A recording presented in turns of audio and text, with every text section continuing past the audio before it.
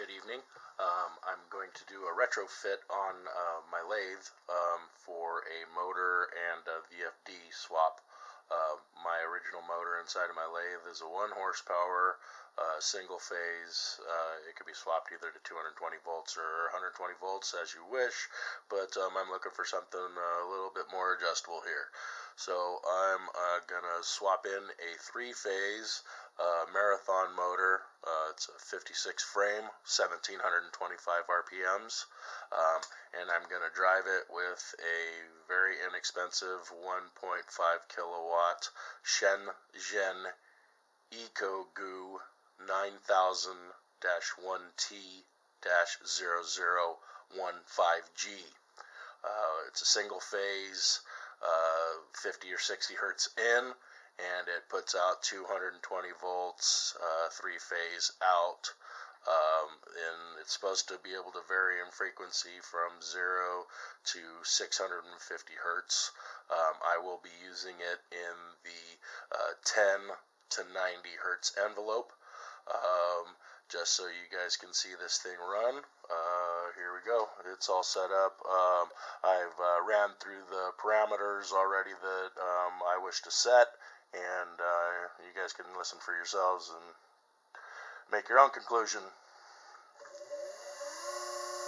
Right now it's running at a nominal 60 hertz.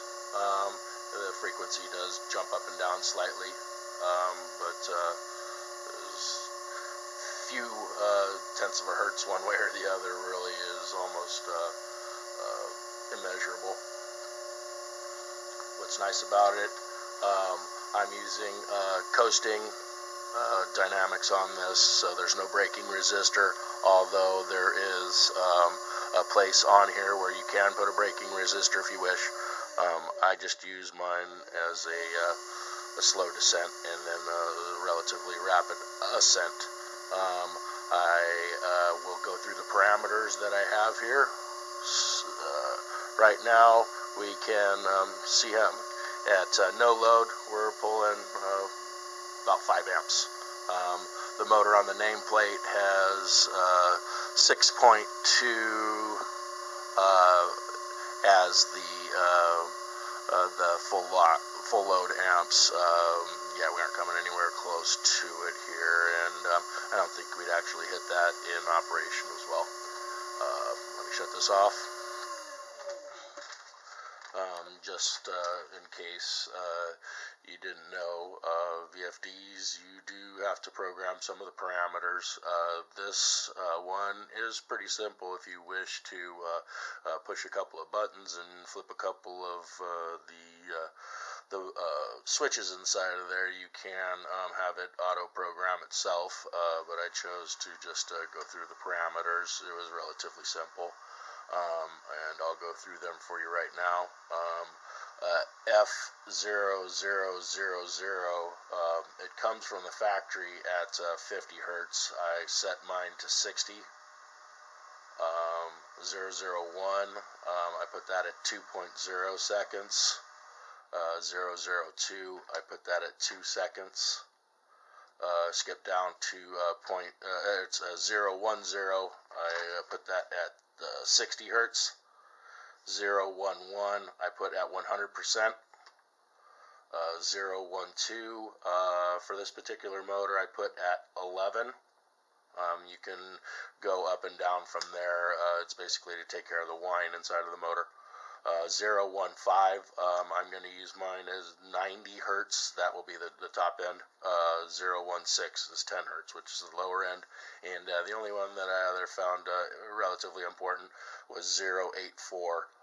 My voltage is high here at the house at 240 volts, 245 volts to be exact, and I set mine closer to where it's supposed to be. I don't think the 5 volts really matters one way or the other on the end, but I didn't want this thing acting funny because it was getting more voltage than 220 volts, and I really don't think it's super critical, but why mess with something?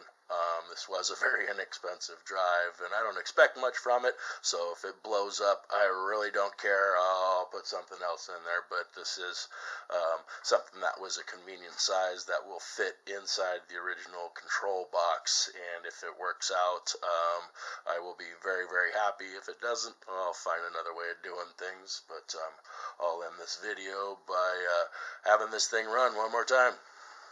This is in the forward bias.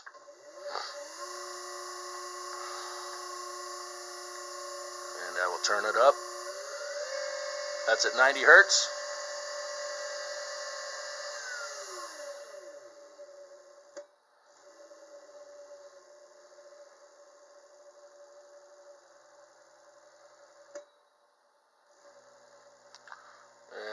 It'll technically run at 10 hertz, but it's really hard to hit 10 exactly.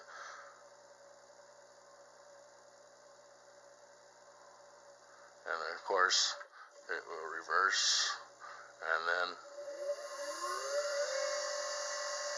go to 90 hertz if you want. But anyways, thanks for watching.